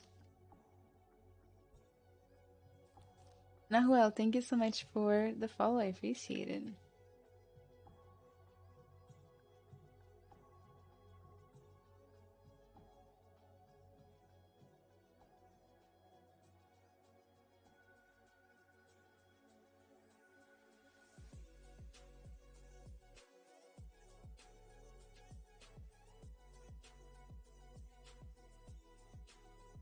Let's say you are also using Z-spheres or literally anything else, and you find that it's not symmetrical, so there isn't the same one on the other side. Here's what you're gonna do. You're gonna mirror and weld, which will mirror the horn or whatever it is that you have, like fish, like barbs or spikes or whatever. If you want it to go to the other side as well, you're going to go to geometry, and then you're gonna go to modify topology and mirror and weld. Oh, see, this is a great opportunity for me to go through something wrong. So when I click mirror and weld, it says this function cannot be applied to a mesh with multiple subdivision levels. The subdivision levels are right up here, and we're not going to learn them until next week, so ignore that, but we're going to hit delete lower. Just do that, so delete lower, and then you can hit mirror and weld. And there it goes wrong again. If you ever tried to mirror and weld and it just disappears, let me solo it out. It's not actually disappearing, it's like combining right in the middle. That means that the brush, the thing you were working on, actually crosses the middle line in ZBrush. So if you just grab the move brush and you just wiggle it out away from the middle line and try again, there you go. A funky little thing that happens, but it does happen. Like that. There we have our little antler things. Zobel says, how do I reset a brush to its original states, alphas, etc.? So in the brush palettes to the right or up here, brush, you're going to be able to say reset current brush or reset all brushes. It's just the last two options here. So that will reset everything. Nikola Tesla, long time no see for real. Nice hair and cool lion. Thank you. Worked hard on both. A big delay of 50 seconds. I do notice a little bit of a delay too.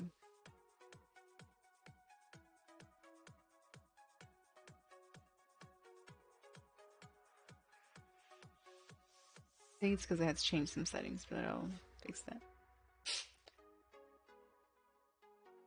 that. Smash is asking, so does the inflate with the widget just do the same as the inflate brush over the entire subtool, or do they act different? So which inflate with the widget? It's the one here in the form.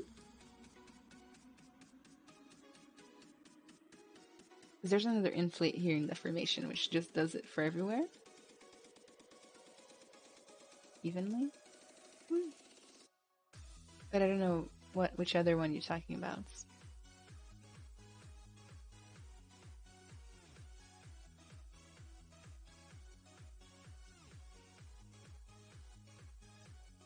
I think I'm going to move the horns back and down a little. Oops. Right Make sure it has some symmetry on. Make sure it's not working. Oh, I think it's just because the gizmo was too close to the middle. So if I just alt click out here, it works. Actually, after all that, I think I like it better the way it was.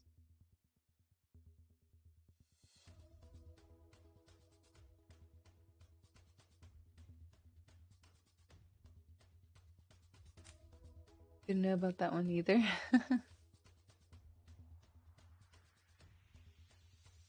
All right.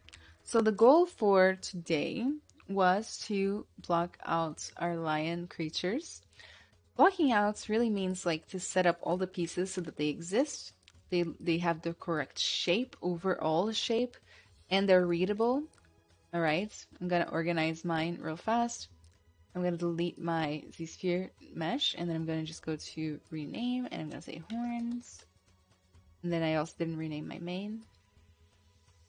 Like that. That should be good enough for now. You know, just try to get it all like blocked out. It's okay if you still see the squares, the polygons. It's super okay if you still do that. Like you can obviously see that I still see mine as well. Right? So it just is how it is. In fact, the bigger the squares are, the better your model's probably going to be, because it helps you be cleaner with the model. So it'll be less lumpy, less messy in general. I meant the 3-axis tool for moving scale. The center one has prompt to scale or inflate. So scaling and inflating are two different things. Inflate just kind of pushes all the polygons outwards. Scales it all from one pivot. It's hard to explain, but those are two different things. Vex says, if I want to rotate horns and face at the same time without merging, and want to keep the hair in the same place, how do I do it with the gizmo? I hope you can understand me. Yeah, I can. It's a little bit tricky, but it can be done. So basically what you can do is you can grab the gizmo, and you see this last button here, transpose all, select the subtool, so last one on the right. This one lets you move everything at the same time. So from here, what you can do is you can, how do I say it? You can go ahead, and we haven't talked about selection yet, but you can go ahead and press Control and Shift and click on the ones you want to bring. So let me undo that. So let's say I want the face and horns to be selected. So I'll select Control Shift, select the face, Control Shift, select the horns, maybe the eyes too. And then from there, I can rotate those. It's a little bit complicated. Like, it's not super straightforward, but it should get the job done. Okay, so again, W to get the gizmo, the last button needs to be turned on. Of course, you can turn it off by just clicking on it as well. Then shift click the ones you want. Any other questions or anything like that?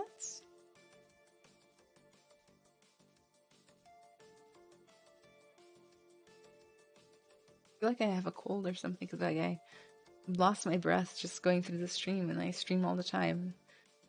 Just my nose is stuffy.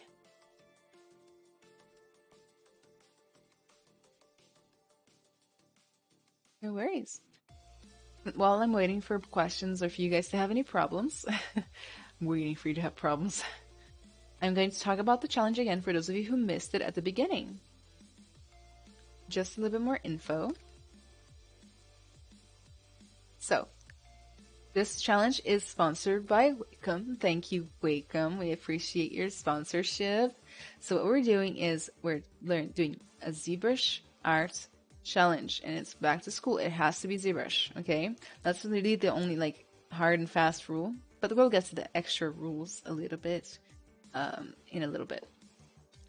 So basically, this challenge, the idea of it is that school is starting for a lot of art students, and a lot of people are going to have to learn ZBrush for the first time in the semester, and it's a little scary, and they want to get maybe a little bit of a head start so that they can show off in class, or just get a good grade, which is fine as well. So we're teaching them how to use it, just kind of the basics. So this will take place over 3 weeks, 3 streams. So August 21st, which is this stream right here, August 28th, and September 4th is what we're going to be doing. Every stream will start at 7 p.m. Eastern Time. Try to be here to watch the streams, but if you can't, watch the recording. It's going to be on my YouTube and my Twitch channels. It's going to take place both on YouTube and Twitch. Okay. In between the streams, if you want to get a head start on this project as well, feel free to share what your work looks like with people on my Discord server. It's going to be an awesome opportunity to get feedback, especially because this is a challenge for beginners. Then Yigity, thank you so much for the follow. I appreciate it. This is a challenge for beginners. Therefore, there's going to be a lot of pros and like semi-pros in my Discord server that have nothing to do except for helping. So we might as well let them help, right? Come join our Discord and show off your work. The prizes are, for the first place, we're going to give away a Wacom 1, which is a very nice tablet. Like, I am jealous, guys. For second and third place, each one is going to get a Wacom Intuos, which is actually what I'm using for this challenge. So it's a very good tablet. I love it. It's solid. Anybody from anywhere in the world can participate, so don't be worried if you're international somewhere else, okay? So how to participate? So you're going to follow along with me in my 3 stream events while we work on your first sculpture. It's not really your first sculpture. Like, some people have already done a little ZBrush. It's okay. The way I'm defining beginner for this challenge is if you've never done ZBrush professionally, if you've never done character art professionally, or if you are not looking for jobs yet. So like if you're still in the learning process, but you're not in the applying for jobs and interviewing and stuff process, then you're a beginner, okay? Unless you've been doing it for a million years as a hobbyist, in which case it's tough. Okay, it's really hard for me to stop people from applying, for participating, and it's also really hard for me to know who's who as far as like level of skill. So if you are not a beginner, just don't do this one, okay? Don't worry though, because I am doing another Wacom giveaway in October for Halloween.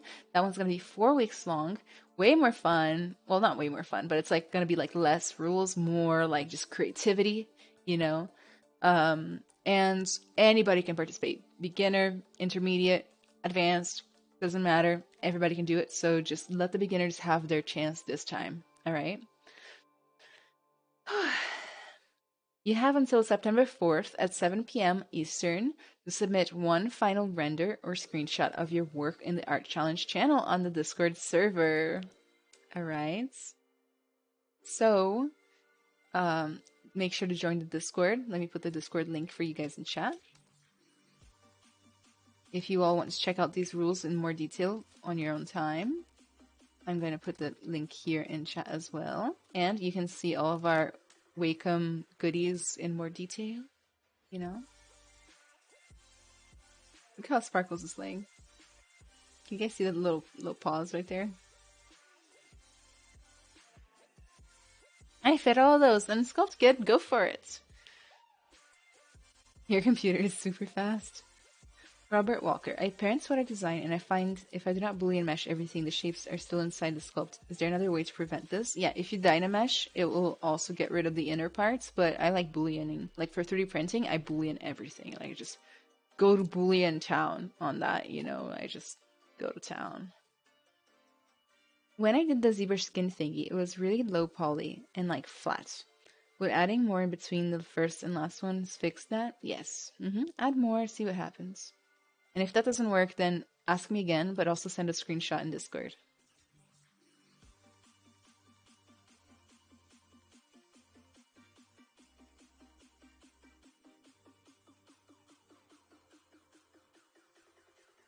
Brasileiro também pode participar? Sim, todo mundo pode participar, não. Todo mundo de todo mundo. O mundo inteiro pode participar. Sorry, Sparkles. Oh, look at my baby right there. Hi! So right now, we have around 10 more minutes of stream. Hi, baby! We have around 10 more minutes of stream. So I'm here just to answer questions, walk you through your issues, okay? The assignment, quote unquote, for next stream is just to finish your blockouts. So It shouldn't be too stressful, but I know how it is, you know, when you're first doing, he just comes over here to sneeze on my stuff every time. If you don't want to do a full body, I mean, I'm not doing one, so you don't have to do one, by the way. Like, if you're a busy person, if you're going to school, if you got a job, like, don't worry. More work doesn't mean better work. I would much rather sparkles.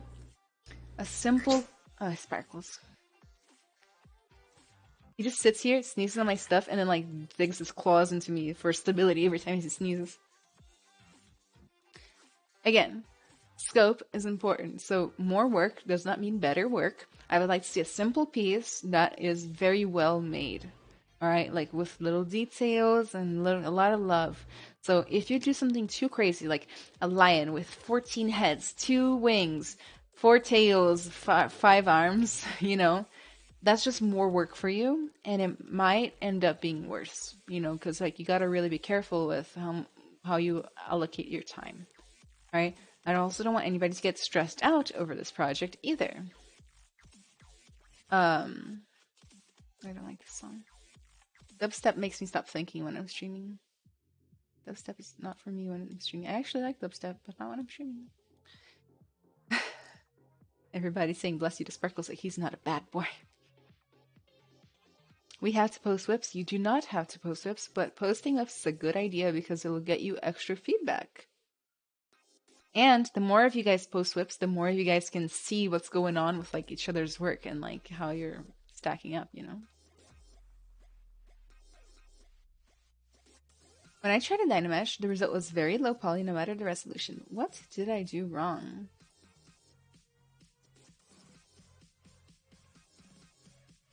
So you change the resolution right here. Right? Resolution. So if that doesn't change anything, try going to Z plugin. This is a few steps. So Z plugin, scale master, and say ZBrush scale unify. That could be just a scaling thing. Like maybe the model ended up being too small or too big, and so the Dynamesh is getting confused. Which channel do we post whips in? We post the whips in the whips and critiques channel. Just say like, hey, I'm doing this for the challenge. You know, what do you guys think? Stuff like that.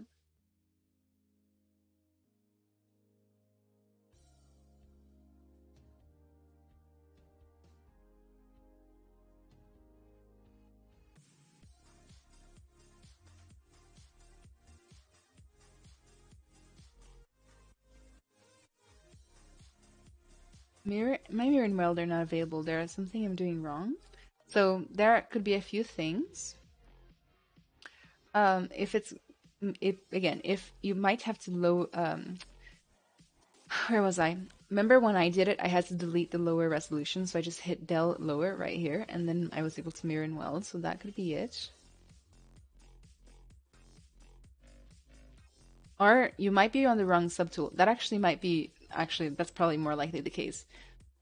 Let's say I was doing the horns. I was on Z-spheres, right? When I'm on the Z-spheres, I can't mirror and weld, because that's not how Z-spheres work. So you probably accidentally have Z-sphere selected. Like Z-sphere tool. Like try pressing A. If you press A and Z-spheres show up, that means you have the wrong thing selected. And you should make adaptive skin, append in the copy, and then it should work. 18 months of Blender, so I don't know if I'm a beginner, but I can follow along anyway. If I'm not entering, yeah, follow along. Go for it. I mean, also, like, I don't know, it's like, I'm making it so, like, as long as you've never tried doing professional stuff or done professional stuff, unless you're just like a crazy good hobbyist, you know, yeah, then you're not a beginner. But you know, this doesn't have to be the first time you're doing ZBrush, or you count as a beginner for me. That was yay! Look at me answering questions remotely without seeing anybody's screen. It's just that I've taught this so many times. I'm like, oh, there's like 3 things that could be wrong. Pode descobrir outra coisa? Tem que ser um ser vivo. Não, tem que ser um leão monstro. Não. Eu expliquei no início. Tem que ser um leão, mas pode ser uma coisa especial sobre ele. Tipo, escamas, 3 cabeças, chifre, etc. Mas tem que ser um leão. I'm doing well. How about you? Just to reiterate, guys, if you're participating in the challenge, you have to follow the theme, which is lion, but with a twist. Okay? Don't like submit like an octopus or something, like a sci-fi warrior at the end. So you will be disqualified. Because I'll just assume you just made the thing at a different time and they just submitted it here, you know.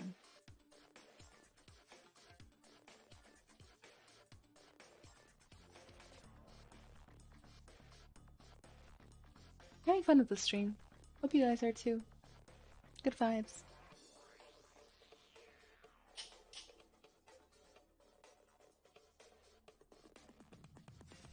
For challenge, can I use a concept from a friend? I'm not good at drawing, sure. As long as it follows the theme, which is lion with a twist.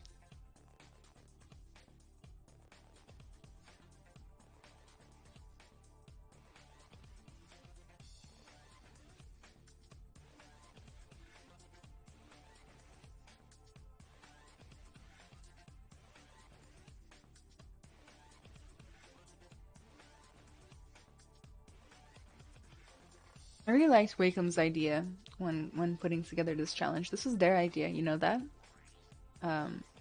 And they're like, "Oh, we love back to school. You know, we want to help beginners. What do you think?" And I was like, "Oh my god, yeah, sure."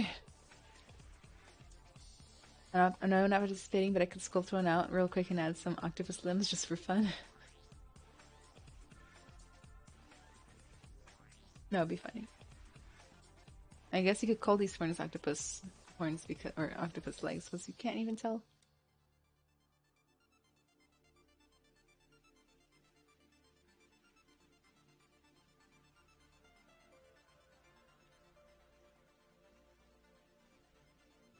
Yeah, guys. Celestial Koala, thank you so much for the follow. I appreciate it a whole bunch. If you guys are enjoying this stream, make sure to follow the channel because this is where the next two challenge days are going to take place as well. So you can't miss it. Don't miss it. Follow the channel, get notified once I go live. It's so weird to say stuff like that because like I don't consider myself to be a real streamer even though I've been streaming for ages.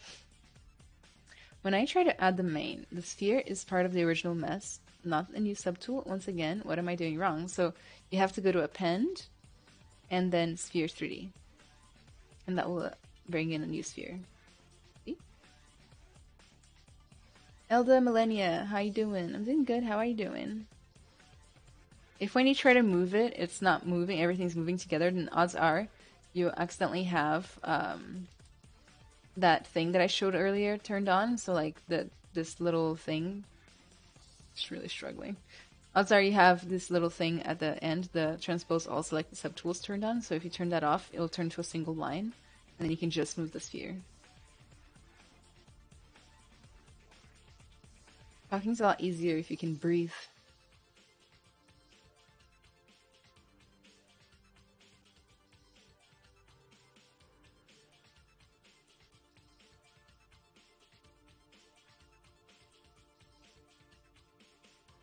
Here, I'll just give my lion a third eye. What's the difference between append and insert? So append appends it as a new subtool, and insert inserts it into the existing subtool. I think that's the difference. I'm like 99% sure that's the difference. Dragon X Eyes, thank you so much for the follow. I appreciate it. Whole bunch.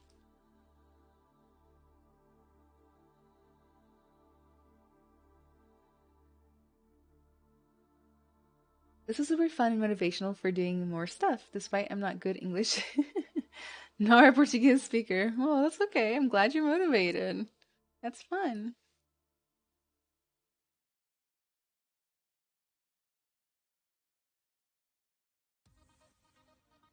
I'm really excited with how many people are following along and like not waiting until later to do it. Like that's fun. Since there's like merging, combining subtools without having to append first, I think so. Because they'll both be in the same subtool.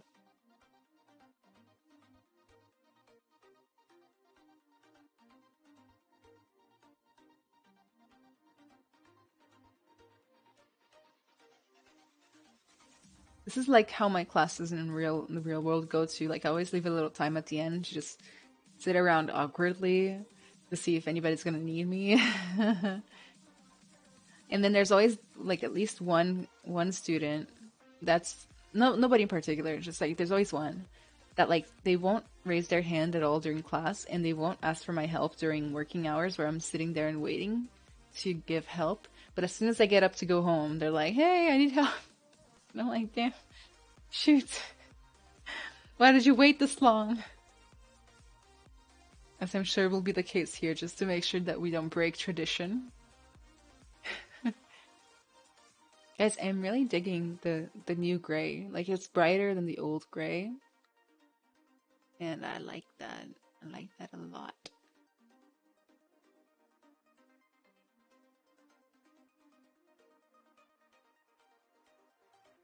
I'm just looking at myself in the camera like, wow, yeah, finally nailed the color I wanted. And you know how many tries it took to get here? To have gray hair? And it's still like at the top it's still kind of blonde. What can I say? Your hair's beautiful. Thank you. I'm the guy that asks stupid questions in lectures too. Hell with the awkwardness that follows. Are there any questions, folks? I'm getting the line head shape, but the mane looks like trash. Well, you have a whole week to try getting that mane nice and shapely.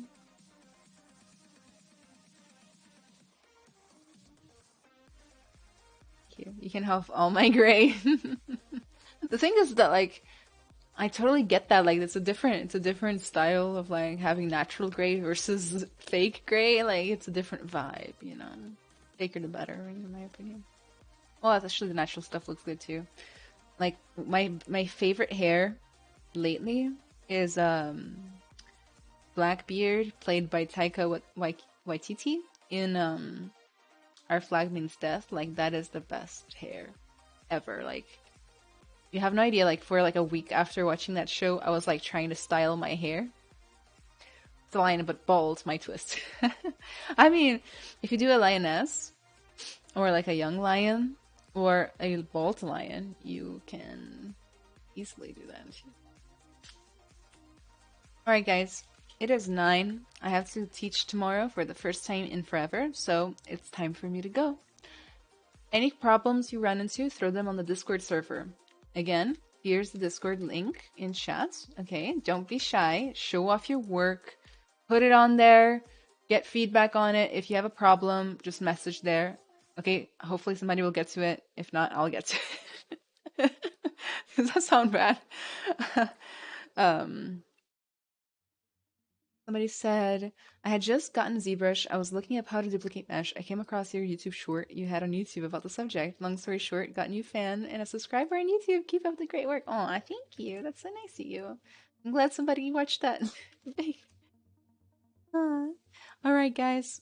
Again, one last time, I'm going to put the Wacom challenge link in chat so that you guys can all check the rules again as necessary. All right. I will see you all next Sunday.